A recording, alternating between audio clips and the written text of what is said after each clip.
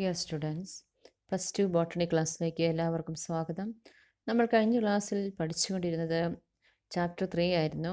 Strategies for enhancement in food പ്രൊഡക്ഷൻ്റെ part 7 വരെയാണ് നമ്മൾ കംപ്ലീറ്റ് ചെയ്തത്. ഇന്ന് നമ്മൾ പഠിക്കാൻ പോകുന്ന പാർട്ട് 8 ആണ്. Plant breeding for developing resistance to insect pest, plant breeding for improved food quality, അതുപോലെ single cell protein, tissue culture. ഇത്രയും ടോപ്പിക്സാണ് നമ്മൾ ഇന്ന് പഠിക്കാൻ പോകുന്നത്. ഇന്ന് നമ്മൾ പഠിക്കാൻ പോകുന്ന ആദ്യത്തെ topic plant breeding for developing resistance to insect pest. നമ്മൾ കഴിഞ്ഞ ക്ലാസ്സിൽ plant breeding for disease resistance, സസ്യങ്ങൾക്ക് രോഗപ്രതിരോധ ശേഷി എങ്ങനെയാണ് പ്ലാന്റ് ബ്രീഡിംഗ് വഴി നമ്മൾ ഉണ്ടാക്കുന്നത് എന്നവിടെ വരെ നമ്മൾ പഠിച്ചത്. ഇന്ന് നമ്മൾ പഠിക്കാൻ പോകുന്ന ഇൻസെക്ട് പെസ്റ്റ്, കീടങ്ങൾ, സസ്യങ്ങളെ ആക്രമിക്കുന്ന അല്ലെങ്കിൽ ഇൻഫെക്റ്റ് ചെയ്യുന്ന കീടങ്ങളെയും പ്രാണികളെയും ഒക്കെ എങ്ങനെയാണ് പ്ലാന്റ് ബ്രീഡിംഗ് വഴി അവയെ പ്രതിരോധിക്കാൻ കഴിവുള്ള സസ്യങ്ങളെ നമുക്ക് എങ്ങനെ ഉൽപ്പാദിപ്പിക്കാം എന്നുള്ളതാണ്. Insect resistance in host crop plants may be due to morphological, biochemical or physiological characteristics. നമുക്കറിയാം, നമ്മുടെ ക്രോപ്പ് പ്രൊഡക്ഷൻ അല്ലെങ്കിൽ കൃഷിനാശത്തിന് ഒരു പ്രധാന കാരണം എന്ന് പറയുന്നത് ഇൻസെക്റ്റും അതുപോലെ പെസ്റ്റ് ഇൻഫെസ്റ്റേഷനുമാണ്. കീടങ്ങളും അതുപോലെ കീടങ്ങൾ വഴി ഉണ്ടാകുന്ന രോഗങ്ങളുമാണ്. നമുക്ക് അവയിൽ നിന്നും പ്രതിരോധശേഷി ഉണ്ടാക്കാനായിട്ട് നമുക്ക് ഇൻസെക്ട് റെസിസ്റ്റൻസ് ഉണ്ടാക്കാം. അപ്പോൾ അങ്ങനെ ഇൻസെക്ട് റെസിസ്റ്റൻസ് അങ്ങനെയൊക്കെ നമുക്ക് ഉണ്ടാക്കാം നോക്കാം. അതിൽ insect resistance in host crop plants may be due to morphological, biochemical or physiological characteristics. രോഗപ്രതിരോധ ശേഷി, കീടങ്ങളെ പ്രതിരോധിക്കാനുള്ള ശേഷി ഹോസ്റ്റ് പ്ലാന്റിന് അവയുടെ മോർഫോളജിക്കൽ, അവയുടെ പുറമേ കാണുന്ന കാര്യങ്ങളിൽ, അതുപോലെ ബയോകെമിക്കൽ അല്ലെങ്കിൽ ഫിസിയോളജിക്കൽ ക്യാരക്ടറിസ്റ്റിക്സ്, അവയിലുള്ള കെമിക്കൽ സബ്സ്റ്റൻസിൻ്റെ പ്രസൻസ് കൊണ്ട്, അതുപോലെ അവയുടെ എക്സ്റ്റേണൽ അപ്പിയറൻസ് കൊണ്ടൊക്കെ നമുക്ക് കീടങ്ങളെ അല്ലെങ്കിൽ പ്രാണികളെയൊക്കെ പ്രതിരോധിക്കാനായിട്ട് സാധിക്കും. Characteristic that lead to pest resistance are hairy leaves in plants. നമ്മൾ മോർഫോളജിക്കലായിട്ടുള്ള ക്യാരക്ടേഴ്സ് ഏതൊക്കെയാണ് നമുക്ക് ആദ്യം ചർച്ച ചെയ്യാം. രോഗങ്ങളെ പ്രതിരോധിക്കാനുള്ള ഒരു ക്യാരക്ടറാണ് hairy leaves in plants, resistance to jassids in cotton and cereal leaf beetle in wheat. അതായത് പ്ലാന്റ്സിന് ലീവ്സിൽ ഹെയറി ലീവ്സ് ഉണ്ട്. ഹെയറി ലീവ്സ് കാണുമ്പോൾ എന്താ സംഭവിക്കുന്നത്, അതിൽ ജാസിഡ്സും അതുപോലെ കോട്ടൺ പ്ലാന്റിൽ ജാസിഡ്സ് എന്ന് പറയുന്ന ആ ഒരു ഇൻസെക്റ്റിനെ പ്രതിരോധിക്കാൻ സാധിക്കും. അതുപോലെ വീറ്റിലെ ഗോതമ്പിൽ ബാധിക്കുന്ന ഒരു ബീറ്റിൽ നിന്നും ഹെയറി ലീവ്സ് ഉള്ളത് വഴി അവയെ നമുക്ക് പ്രതിരോധിക്കാനായിട്ട് സാധിക്കും. Next one, in wheat solid stem lead to non preference by the stem soft and smooth leaved and nectarless cotton varieties do not attract bollworms. അതുപോലെ തന്നെ നമുക്കറിയാം, വീറ്റിൽ സോളിഡ് സ്റ്റെമ്മാണ്. സോളിഡ് സ്റ്റെം കുറച്ച് കട്ടിയുള്ള സ്റ്റെമ്മാണ്. അപ്പോൾ അത് ഇതിൽ നിന്ന് പ്രൊട്ടക്ഷൻ കൊടുക്കുന്നു. സോഫ്റ്റ് ആ തണ്ട് തുറക്കുന്ന ആ ഒരു ഇൻസെക്റ്റിൽ നിന്നും സോളിഡ് സ്റ്റെമ്മിനെ സംരക്ഷിക്കുന്നു. അതുപോലെ smooth leaved and nectarless cotton വെറൈറ്റീസിൻ്റെ പരുത്തി ചെടികളിലൊക്കെ അവയുടെ ലീവ്സ് വളരെ സ്മൂത്ത് ആയിരിക്കും. അതുപോലെ തന്നെ നെക്ടർലെസ്, അവയുടെ ഹണി നെക്ടർ ഗ്ലാൻഡ് അല്ലെങ്കിൽ ഹണി ഉണ്ടാകുകയില്ല. അപ്പം അങ്ങനെ വരുമ്പോൾ ഇങ്ങനെയുള്ള ബോൾ വോംസിനെയൊക്കെ അത് അവിടെ അട്രാക്റ്റ് ചെയ്യാതെ വരുന്നു. High aspartic acid, low nitrogen and sugar content in maize leads to resistant to maize stem borers. അതുപോലെ തന്നെ നമ്മൾ ചോളത്തിൻ്റെ കാര്യമൊക്കെ എടുക്കുകയാണെങ്കിൽ അവയുടെ അതിൽ അസ്പാർട്ടിക് ആസിഡിൻ്റെ കണ്ടൻറ്റ് കൂടുതലായിരിക്കും. അതുപോലെ നൈട്രജൻ കണ്ടൻറ്റിൻ്റെ low nitrogen and sugar content in maize, നൈട്രജൻ്റെ കണ്ടൻറ്റിൻ്റെ കുറവും അതുപോലെ ഷുഗർ കണ്ടൻറ്റിൻ്റെ അളവും കുറയുമ്പോൾ അത് മെയ്സിൻ്റെ സ്റ്റെം ബോറേഴ്സ്, തണ്ട് തുറക്കുന്ന ആ ഒരു പ്രാണികളിൽ നിന്നും ആ പ്ലാന്റിനെ തന്നെ സംരക്ഷിക്കാനായിട്ട് സാധിക്കും. ഇനി നമുക്ക് ചില ഹൈബ്രിഡൈസേഷനും ആൻഡ് സെലക്ഷനും വഴി നിർമ്മിച്ചിരിക്കുന്ന ചില ക്രോപ്പ് വെറൈറ്റീസിൻ്റെ പേര് നമ്മൾ ചർച്ച ചെയ്യാം. അത് എക്സാമിനൊക്കെ ആവർത്തിച്ച് ചോദിക്കുന്നതാണ്. അപ്പോൾ നിങ്ങളതൊന്ന് ബൈ ഹാർട്ടായിട്ട് പഠിക്കുന്നത് നന്നായിരിക്കും. First one, crop brassica. അത് ഒരു മസ്റ്റാർഡ് ടൈപ്പാണ്. അതിൻ്റെ ഒരു ഹൈബ്രിഡൈസേഷൻ വഴി ഡെവലപ്പ് ചെയ്ത വെറൈറ്റിയുടെ പേരാണ് പുസ ഗൗരവ്. പുസ ഗൗരവിൻ്റെ പ്രത്യേകത ഏപ്പിഡ്സ് എന്ന് പറയുന്ന ആ ഒരു ഇൻസെക്റ്റിൽ നിന്നും അതിന് സ്വയം സംരക്ഷണം നൽകാനുള്ള കഴിവുണ്ട്. രണ്ടാമത്തെ ഫ്ലാറ്റ് ബീനിൽ തന്നെ 2 വെറൈറ്റി പ്രൊഡ്യൂസ് ചെയ്തിട്ടുണ്ട്. പുസാസം 3യും അതുപോലെ തന്നെ പുസാസം 2ഉം പുസാസം 3യുമാണ്. Example jassids, apples and fruit borer. Jassid, insect pest, അങ്ങനെയുള്ള ഇൻസെക്റ്റിൽ നിന്നും അതിനെ എന്താ പ്രൊട്ടക്റ്റ് ചെയ്യാൻ കഴിവുള്ളതാണ് പുസാസം 2ഉം അതുപോലെ പുസാസം 3യും. അപ്പോൾ ജാസിഡ്സും ഏപ്പിൾസിലും അതുപോലെ ഫ്രൂട്ട്സ് തുളച്ച് കളയുന്ന പ്രാണികളിൽ നിന്നും ഇവയ്ക്ക് സ്വയം രക്ഷ നേടാനുള്ള കഴിവുണ്ട്. അതുപോലെ ഒരു ബിന്ദി ടൈപ്പ് കൊടുത്തിട്ടുണ്ട്, ഒക്ര എന്ന് പറയുന്ന ബിന്ദി ടൈപ്പ്. അവിടെ പുസ്വാസ്വാനി, അതുപോലെ പുസ A4, അതും ഷൂട്ടും അതുപോലെ ഫ്രൂട്ട് ബോററും നിന്നും സ്വയം സംരക്ഷണം നൽകാൻ കഴിവുള്ള നമ്മൾ പ്ലാന്റ് ബ്രീഡിംഗ് വഴി പ്രൊഡ്യൂസ് ചെയ്ത ക്രോപ്പ് വെറൈറ്റീസാണ് ഇവയെല്ലാം. Next one is plant breeding for improved food quality. ഇനി നമുക്ക് എങ്ങനെയാണ് ഫുഡ് ക്വാളിറ്റി ഇമ്പ്രൂവ് ചെയ്യാനായിട്ട് സാധിക്കുന്നതെന്ന് നോക്കാം. More than 840 million people in the world do not have adequate food to meet their daily food and nutritional requirements.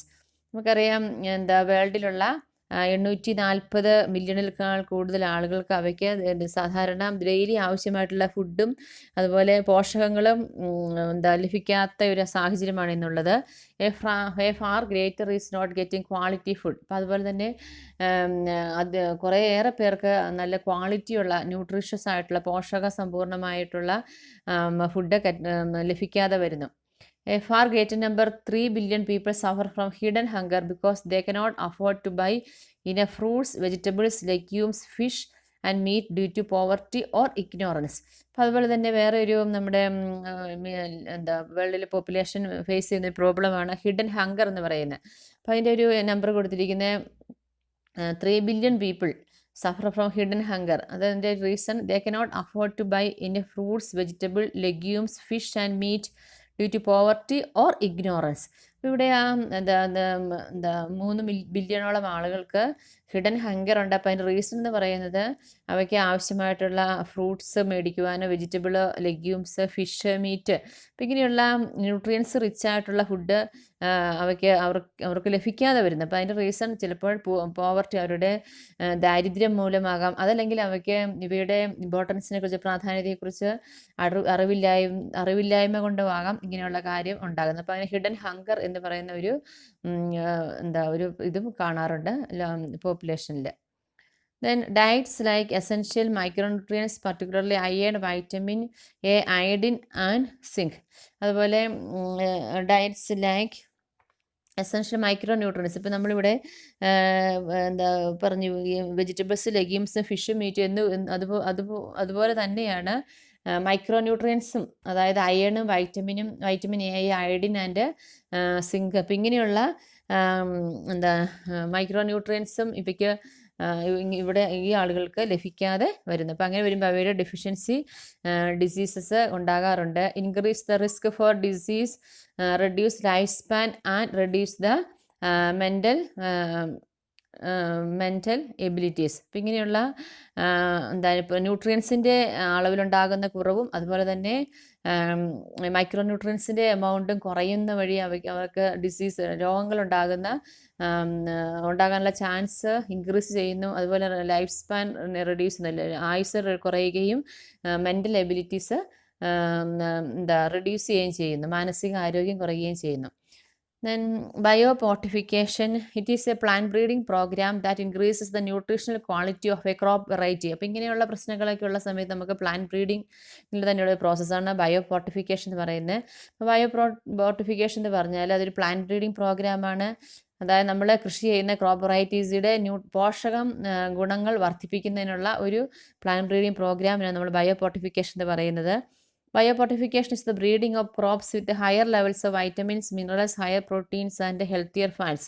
അതായത് പ്ലാന്റ്സിൻ്റെ breeding process നടക്കുകയാണ്. അങ്ങനെ അതായത് with higher levels വൈറ്റമിൻസിൻ്റെ എമൗണ്ട് കൂടുതലുള്ളത്, മിനറൽസിൻ്റെ amount higher, protein and healthier fats. അപ്പം നമ്മൾ സാധാരണ കാണുന്ന സസ്യങ്ങൾ വ്യത്യസ്തമായിട്ട് പ്രോട്ടീൻ്റെയും ഫാറ്റിൻ്റെയും വൈറ്റമിൻ്റെയും ഒക്കെ അളവ് കൂടുതലായിട്ടുള്ള പ്ലാന്റ്സിനെ പ്രൊഡ്യൂസ് ചെയ്യുന്ന ഒരു പ്ലാന്റ് ബ്രീഡിംഗ് പ്രോഗ്രാമാണ് ഏത് ബയോ ഫോർട്ടിഫിക്കേഷൻ എന്ന് പറയുന്നത്. Breeding for improved nutritional quality is undertaken with the objectives of improving protein content and quality. ഇനി ബയോ ഫോർട്ടിഫിക്കേഷൻ നമ്മൾ എന്തൊക്കെ കാര്യങ്ങളാണ് ഒരു പ്ലാന്റ്സിൽ ഇൻക്രീസ് ചെയ്യുന്ന? ഒന്നാമത്തത് പ്രോട്ടീൻ കണ്ടൻറ്റ്, അതുപോലെ അതിൻ്റെ quality. Second one oil content, അതിൻ്റെ quality. Next vitamin content, micro nutrient and mineral content. നമ്മൾ ആദ്യമേ പറഞ്ഞു 3 ബില്യണോളം ആളുകൾക്ക് ഇവയുടെയൊക്കെ ഡെഫിഷ്യൻസി മൂലം അസുഖങ്ങൾ ഉണ്ടാകാൻ ലൈഫ് സ്പാൻ റെഡ്യൂസ് ചെയ്യാനുള്ള കാരണമാകാറുണ്ട്. അപ്പോൾ നമ്മൾ ഈ ബയോ ഫോർട്ടിഫിക്കേഷൻ നടത്തുമ്പോൾ നമുക്ക് പ്രോട്ടീൻ്റെയും ഓയിലിൻ്റെയും വൈറ്റമിൻ്റെയും മൈക്രോ ന്യൂട്രിയൻസിൻ്റെയും മിനറൽ കണ്ടൻറ്റിൻ്റെ എല്ലാം എമൗണ്ട് ഇൻക്രീസ് ചെയ്യാനായിട്ട് സാധിക്കും. In 2000, maize hybrids with the increased amount of the amino acids lysine and tryptophan were developed. അപ്പം നമ്മളിങ്ങനെ ഈ ബയോ ഫോർട്ടിഫിക്കേഷൻ വഴിയായിട്ട് മെയ്സ് ഹൈബ്രിഡ്സിന് പ്രൊഡ്യൂസ് ചെയ്തിട്ടുണ്ട്. അത് അമിനോ ആസിഡ്, ലൈസിന്, ട്രിപ്റ്റോഫാൻ ഇങ്ങനെയവയുടെ എമൗണ്ട് കൂടുതലായിട്ടുള്ള മെയ്സ് ഹൈബ്രിഡ്. അതുപോലെ wheat variety Atlas 66 having a high protein content has been used as a donor for improving cultivated wheat. ഒരു വീറ്റ് വെറൈറ്റി പ്രൊഡ്യൂസ് ചെയ്തിരിക്കുന്നത് Atlas 66. അപ്പോൾ അതിൻ്റെ പ്രത്യേകത നിങ്ങൾ ഓർത്തിരിക്കുക, ഹൈ പ്രോട്ടീൻ കണ്ടന്റ് ഉള്ളതാണ് അറ്റ്ലസ് 66 എന്ന് പറയുന്ന വീറ്റ് വെറൈറ്റി. അതുപോലെ തന്നെ iron fortified rice with high amount of iron. അതായത് നമുക്കറിയാം നോർമലി അയണിൻ്റെ അകത്ത് കാർബോഹൈഡ്രേറ്റ് ആണുള്ളത്. അപ്പം അങ്ങനെ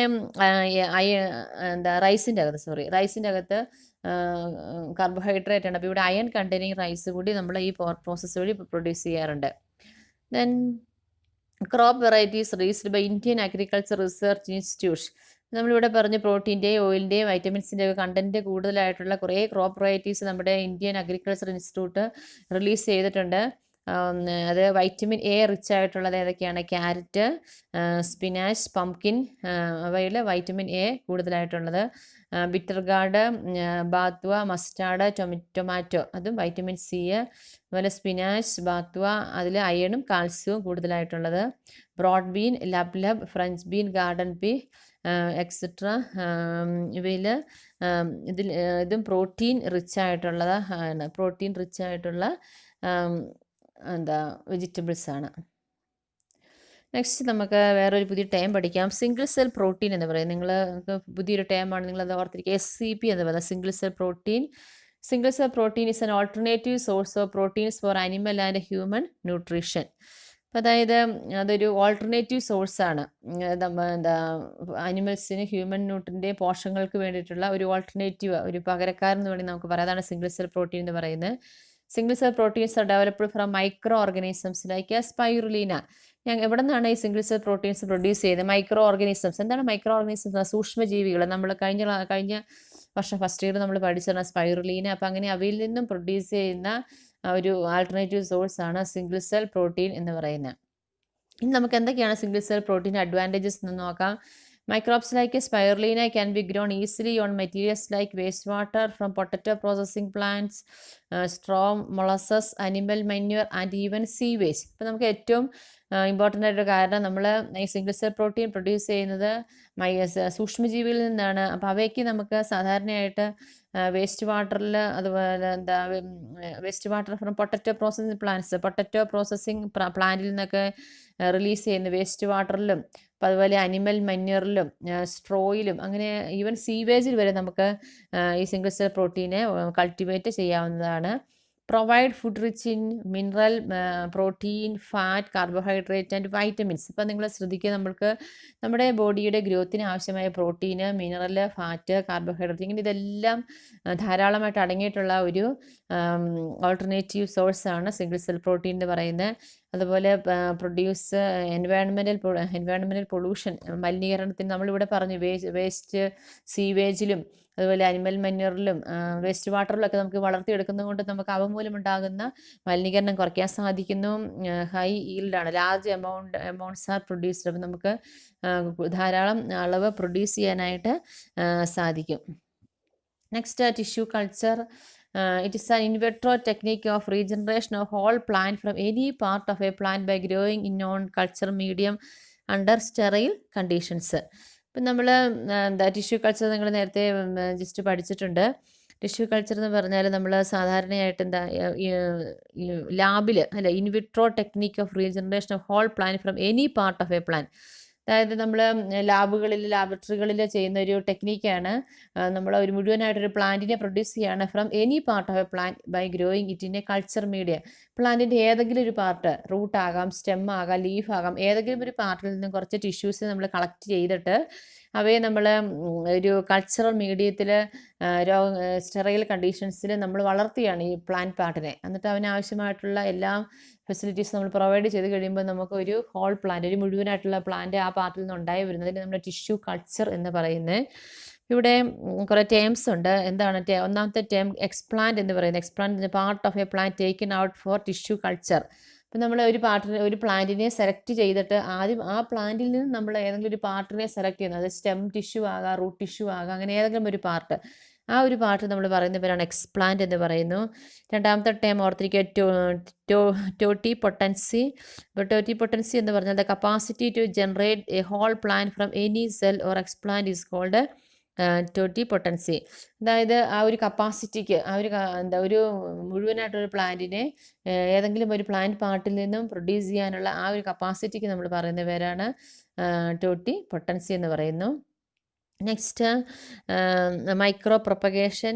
The method of producing thousands of plants through tissue culture is called a micro propagation. അപ്പോൾ നമ്മൾ ഈ ടിഷ്യൂ കൾച്ചറിൻ്റെ ഒരു അഡ്വാൻറ്റേജ് ആയിട്ടൊക്കെ നമുക്ക് പറയാം, നമുക്ക് കുറഞ്ഞ സമയത്തിൽ ധാരാളം പ്ലാന്റുകളെ പ്രൊഡ്യൂസ് ചെയ്യാനായിട്ട് സാധിക്കാൻ പറ്റും. ആ ഒരു മെത്തേഡിന്, the method of producing thousand of plants through tissue culture, ആയിരക്കണക്കിന് പ്ലാന്റ്സുകളെ ടിഷ്യൂ കൾച്ചർ വഴി പ്രൊഡ്യൂസ് ചെയ്യുന്ന ആ ഒരു മെത്തേഡിന് പറയുന്ന പേരാണ് micro propagation. The plants produced by tissue culture are genetically identical to the original plant from which they were grown. That is, they are soma clones. നമ്മൾ ക്ലോണിംഗ് ഒക്കെ നമ്മൾ നേരത്തെ പഠിച്ചതാണ്. ഇവിടെ ടിഷ്യൂ കൾച്ചറിൻ്റെ ഒരു പ്രത്യേകത, ആ ടിഷ്യൂ കൾച്ചറിൽ പ്രൊഡ്യൂസ് ചെയ്യുന്ന പ്ലാന്റ്സ് എല്ലാം ജനറ്റിക്കലി ഐഡൻറ്റിറ്റി ചെയ്ത ഒറിജിനൽ പ്ലാന്റ്, അതേത് പ്ലാന്റിൻ്റെ പാർട്ടിൽ നിന്നാണ് നമ്മൾ ഇവയെ വളർത്തിയത് അവയുമായിട്ട് ജനിതകപരമായിട്ട് സെയിം ആയിരിക്കും. അപ്പം അതുകൊണ്ട് നമ്മൾ അതിന് പറയുന്ന പേരാണ് സോമ ക്ലോൺസ്. അപ്പോൾ നിങ്ങൾ ഓർത്തിരിക്കുക, മൈക്രോ പ്രൊപ്പഗേഷൻ വഴി പ്രൊഡ്യൂസ് ചെയ്യുന്ന ആ ഒരു യങ് വൺസിനെ അല്ലെങ്കിൽ ഓഫ്സ്പ്രിങ്സിനെ നമ്മൾ പറയുന്ന പേരാണ് സോമ ക്ലോൺസ്. ഇനി നമുക്ക് എന്തൊക്കെയാണ് ടിഷ്യൂ കൾച്ചറിൻ്റെ അഡ്വാൻറ്റേജ് എന്ന് പറയുന്നത്? ഇപ്പോൾ മോഡേൺ ലൈഫിൽ അല്ലെങ്കിൽ നമ്മൾ ഇന്നത്തെ കാലത്ത് ധാരാളമായിട്ട് ടിഷ്യൂ കൾച്ചർ വഴി സസ്യങ്ങളെ അഗ്രികൾച്ചർ ഡിപ്പാർട്ട്മെൻറ്റൊക്കെ പ്രൊഡ്യൂസ് ചെയ്യുന്നുണ്ട്. അപ്പോൾ അതിൻ്റെ അഡ്വാൻറ്റേജസ് നോക്കാം. ഒന്നാമത്തെ advantage, in A short time we can produce large number of plants. അതാണ് ഒന്നാമത്തെ ഒരു അഡ്വാൻറ്റേജ്. നമുക്ക് കുറഞ്ഞ സമയത്തിൽ കൂടുതൽ എണ്ണം സസ്യങ്ങളെ പ്രൊഡ്യൂസ് ചെയ്യാനായിട്ട് സാധിക്കും. From diseased plants we can produce disease free plants. ഇപ്പം നമുക്കൊരു പ്രദേശത്തേക്കുള്ള സസ്യങ്ങൾ എല്ലാം അസുഖം വന്ന് നശിച്ചു പോയെങ്കിൽ നമുക്ക് അത് നമ്മുടെ നല്ലൊരു വെറൈറ്റി ആയിരുന്നു വിചാരിക്കുക. അപ്പം നമുക്ക് അതിൽ നിന്നും ആ ഡിസീസ്ഡ് പ്ലാന്റിൽ നിന്ന്, രോഗമുള്ള പ്ലാന്റിൻ്റെ ഒരു പാർട്ടിൽ നിന്ന് നമുക്ക് എന്ത് ചെയ്യാം, ആ രോഗമില്ലാത്ത പ്ലാന്റിൻ്റെ ടിഷ്യൂ കൾച്ചർ വഴിയാണ് നമുക്ക് പ്രൊഡ്യൂസ് ചെയ്യാനായിട്ട് സാധിക്കും. അതുപോലെ തന്നെ seedless plant can be produced. വിത്തില്ലാത്ത സസ്യങ്ങളെ പ്രൊഡ്യൂസ് ചെയ്യാനായിട്ട് സാധിക്കും. Next, another important application of the method is the recovery of healthy plants from diseased plants. അപ്പോൾ നമ്മൾ ഇതിൻ്റെ അഡ്വാൻറ്റേജ് നമ്മൾ പഠിച്ചു, നമുക്ക് ഡിസീസ് ഫ്രീ പ്ലാന്റ്സിന് പ്രൊഡ്യൂസ് ചെയ്യാൻ സാധിക്കും. അപ്പോൾ അതാണ് ഇതിൻ്റെ ഒരു ഇമ്പോർട്ടൻ്റ് ആപ്ലിക്കേഷൻ എന്ന് പറയുന്നത് ടിഷ്യൂ കൾച്ചറിൻ്റെ. Recovery of healthy plants from diseased plants, അസുഖമുള്ള സസ്യങ്ങളിൽ നിന്നും അസുഖമില്ലാത്ത സസ്യങ്ങളെ പ്രൊഡ്യൂസ് ചെയ്യാനായിട്ട് നമുക്ക് സാധിക്കും. അത് നമ്മൾ എങ്ങനെയാണ് പ്രൊഡ്യൂസ് ചെയ്യുന്നതെന്നാൽ എപ്പിക്കൽ ഓർ മെരിസ്റ്റംസ് നമ്മൾ യൂസ് ചെയ്യുന്നത്. എപ്പിക്കൽ മെരിസ്റ്റം ഉണ്ട്, ആക്സിലറി മെരിസ്റ്റം ഉണ്ട്, നമ്മൾ പഠിച്ചിട്ടുണ്ട്. എപ്പിക്കൽ മെരിസ്റ്റം എന്ന് പറഞ്ഞാൽ എന്താണ്? പ്ലാന്റ്സിൻ്റെ ഏറ്റവും ടിപ്പിൽ കാണുന്ന മെരിസ്റ്റമാണ് എപ്പിക്കൽ മെരിസ്റ്റം. അതാണ് ഡിവിഷൻ കപ്പാസിറ്റി ഒക്കെ ഉള്ളത്. അതുപോലെ ആക്സിലറി മെരിസ്റ്റം ഉണ്ട്. അപ്പോൾ ആ ഒരു മെരിസ്റ്റമാറ്റിക് സെൽസ് അത് വൈറസ് ഫ്രീ ആയിരിക്കും. അപ്പം നമ്മൾ ആ മെരിസ്റ്റംസിനെ കളക്ട് ചെയ്തിട്ട് മെരിസ്റ്റം കൾച്ചർ വഴി അവയെ ടിഷ്യൂ കൾച്ചർ മെത്തേഡ് ഉപയോഗിച്ച് നമ്മൾ മെരിസ്റ്റംസിനെ കൾച്ചർ ചെയ്യുന്നു. കൾച്ചർ ചെയ്യുമ്പോൾ നമുക്കൊരു പുതിയ പ്ലാന്റ്, ഡിസീസ് ഇല്ലാത്തൊരു പുതിയ പ്ലാന്റ് ലഭിക്കുന്നു. Then scientists have succeeded in culturing meristums of banana, sugarcane, potato, etc. അപ്പോൾ ഇവയുടെ എല്ലാം കൾച്ചറിങ് മെരിസ്റ്റംസ് ഉപയോഗിച്ച് ബനാനയും ഷുഗർ കെയിനും എല്ലാം സയൻറ്റിസ്റ്റ് നിർമ്മിക്കാറുണ്ട്. നമുക്കിനി അതിൻ്റെ കമ്പോണൻസ് ടിഷ്യൂ കൾച്ചർ നമ്മൾ പറഞ്ഞ ഒരു ന്യൂട്രിയൻ മീഡിയത്തിലാണ് നമ്മൾ സസ്യത്തിനെ വളർത്തിയെടുക്കുന്നത്. അപ്പോൾ എന്തൊക്കെയായിരിക്കും അതിൻ്റെ കമ്പോണൻസ്? കാൽഷ്യം കമ്പോണൻറ്റ് എന്ന് പറഞ്ഞാൽ കാർബൺ സോഴ്സ് തന്നെ സുക്രോസ് ആണ്. അതുപോലെ ഇനോർഗാനിക് സോൾട്ട് ഉണ്ട്, വൈറ്റമിൻസ് ഉണ്ട്, അമിനോ ആസിഡ് ഉണ്ട്, ഗ്രോത്ത് റെഗുലേറ്റേഴ്സ്, ഓക്സിൻസ്, സൈറ്റോകൈനിൻസ്, നമ്മൾ പഠിച്ച ഹോർമോൺസ്. ഇവയെല്ലാം ഉള്ള ഒരു ന്യൂട്രിയൻ്റ് മീഡിയത്തിൽ മാത്രമേ ഒരു പ്ലാന്റ് വളർന്നു വരികയുള്ളൂ. നമുക്ക് അടുത്തൊരു ടേം കൂടി പഠിക്കാം, somatic hybridization. Then scientists have been isolated single cells from plants and after digesting their cell walls have been able to isolate naked protoplast. ഇവിടെ ഒരു വേറെ നമ്മൾ നേരത്തെ പഠിച്ച ഹൈബ്രിഡൈസേഷൻ. അപ്പോൾ ഇവിടെ scientist they have even isolated single cells from plants and after digesting their cell walls have been able to isolate naked protoplast. ശാസ്ത്രജ്ഞന്മാർ നടത്തുന്ന രീതിയാണ് പ്ലാന്റ്സിൽ നിന്നും സിംഗിൾ സെൽസിനെ വേർതിരിച്ചെടുത്തിട്ട് അവയുടെ സെൽ വോളിനെ ഡൈജസ്റ്റ് ചെയ്തിട്ട് നേക്കഡ് പ്രോട്ടോപ്ലാസ്റ്റിനെ വേർതിരിച്ചെടുക്കുന്നു. Then isolated protoplast from 2 different varieties of plants each having a desirable character can be fused to get hybrid protoplasm. നമ്മൾ അങ്ങനെ സെൽ വോളിനെ ഡൈജസ്റ്റ് ചെയ്ത ഐസൊലേറ്റഡ് പ്രോട്ടോപ്ലാസ്റ്റ് 2 വെറൈറ്റീസ്. അപ്പോൾ നമുക്ക് നമ്മൾ ഡിസൈർ ചെയ്യുന്ന ക്യാരക്ടറോട് കൂടിയ നമ്മൾ നല്ല ഹൈ ക്വാളിറ്റിയുള്ള 2 ക്യാരക്ടറോട് കൂടിയ 2 വെറൈറ്റീസിനെ നമുക്ക് സെലക്ട് ചെയ്ത്, അപ്പോൾ നമ്മൾ അങ്ങനെ സെലക്ട് ചെയ്തിട്ട് അതിൽ നിന്നൊരു സിംഗിൾ സെല്ലിനെ സെലക്ട് ചെയ്യുന്നു 2 പ്ലാന്റിൽ നിന്നും. അത് കഴിഞ്ഞ് അതിൻ്റെ സെൽ വോളിനെ ഡൈജസ്റ്റ് ചെയ്യുന്നു, പ്രോട്ടോപ്ലാസ്റ്റിനെ തന്നെ നേക്കഡ് ആക്കി എടുക്കുന്നു. അടുത്ത പ്രോസസ്സ് അവയെ തമ്മിൽ ഫ്യൂസ് ചെയ്യുന്നു. Can be fuse to get hybrid protoplast. അപ്പോൾ നമുക്കൊരു പുതിയ പ്രോട്ടോപ്ലാസ്റ്റ് കിട്ടും. 2 വെറൈറ്റിയുടെ പ്രോട്ടോപ്ലാസ്റ്റ് ഫ്യൂസ് ചെയ്ത് നമുക്കൊരു ഹൈബ്രിഡ് പ്രോട്ടോപ്ലാസ്റ്റ് കിട്ടുന്നു. Which can be further grown to form a new plant. അപ്പോൾ അതിനൊരു എബിലിറ്റി ഉണ്ട്. ആ പ്രോട്ടോപ്ലാസ്റ്റ് നമുക്ക് എന്ത് ചെയ്യാൻ സാധിക്കും? ഒരു പുതിയ പ്ലാന്റ് ആക്കാനായിട്ട് നമുക്ക് സാധിക്കും. These hybrids are called somatic hybrids. അപ്പോൾ ഇതിനെ നമ്മൾ പറയുന്നവരാണ് സൊമാറ്റിക് ഹൈബ്രിഡ്സ്. അതായത് നമ്മളിവിടെ സൊമാറ്റിക് സെൽസിനെയാണ് നമ്മൾ എന്ത് ചെയ്യുന്നത്? ഫ്യൂസ് ചെയ്യുന്നത്. സൊമാറ്റിക് സെൽസിൻ്റെ പ്രോട്ടോപ്ലാസ്റ്റിനെ തമ്മിലാണ് നമ്മൾ ഫ്യൂസ് ചെയ്യുന്നത്. അപ്പോൾ അതുകൊണ്ട് നമുക്ക് കിട്ടുന്ന ആ ഒരു ഹൈബ്രിഡ് പറയുന്നവരാണ് somatic hybrids. While the process is called somatic hybridization. അപ്പോൾ ഈ പ്രോസസ്സിന് പറയുന്നവരാണ് സൊമാറ്റിക് ഹൈബ്രിഡൈസേഷൻ എന്ന് പറയുന്നത്. നമുക്കറിയാം സൊമാറ്റിക് സെൽസ് എന്ന് പറയുന്നത് ഏത് സെല്ലുകളാണ്? സാധാരണ വളർച്ചയ്ക്ക് സഹായിക്കുന്ന, ഗ്രോത്തിന് സഹായിക്കുന്ന സെല്ലുകളാണ് സൊമാറ്റിക് സെൽ എന്ന് പറയുന്നത്. ഇപ്പോൾ നിങ്ങൾക്ക് ഇവിടെ ഒരു എക്സാമ്പിൾ നിങ്ങളുടെ ടെക്സ്റ്റിൽ കൊടുത്തിട്ടുണ്ട്. ഒരു പൊമാറ്റോ എന്ന് പറയുന്ന ഒരു പ്ലാന്റ്. പൊമാറ്റോ എന്ന പ്ലാന്റ് അത് പ്രൊഡ്യൂസ് ചെയ്യുന്നത് എങ്ങനെയാണ്? ടൊമാറ്റോയുടെ സെല്ലും അതുപോലെ പൊട്ടറ്റോയുടെ സെല്ലും കൂടെ ഫ്യൂസ് ചെയ്ത് ഒരു ഹൈബ്രിഡ് സൊമാറ്റിക് ഹൈബ്രിഡ് പ്രൊഡ്യൂസ്, അതാണ് പൊമാറ്റോ എന്ന് പറയുന്നത്. പക്ഷേ unfortunately this plant did not have all the desired combination of characteristics for its commercial utilization. പക്ഷേ ഇങ്ങനെ ഒരു പുതിയ പ്ലാന്റ് പ്രൊഡ്യൂസ് ചെയ്തെങ്കിലും പക്ഷേ ദൗർഭാഗ്യവശാൽ അവയെ വാണിജ്യാടിസ്ഥാനത്തിൽ പ്രൊഡ്യൂസ് ചെയ്യാനുള്ള ക്യാരക്ടേഴ്സ് ഒന്നും ഈ പൊമാറ്റോയ്ക്ക് ഉണ്ടായിരുന്നില്ല. അപ്പോൾ അതുകൊണ്ട് അവയെ അങ്ങനെ പ്രൊഡ്യൂസ് ചെയ്യുന്നില്ല. Thank you.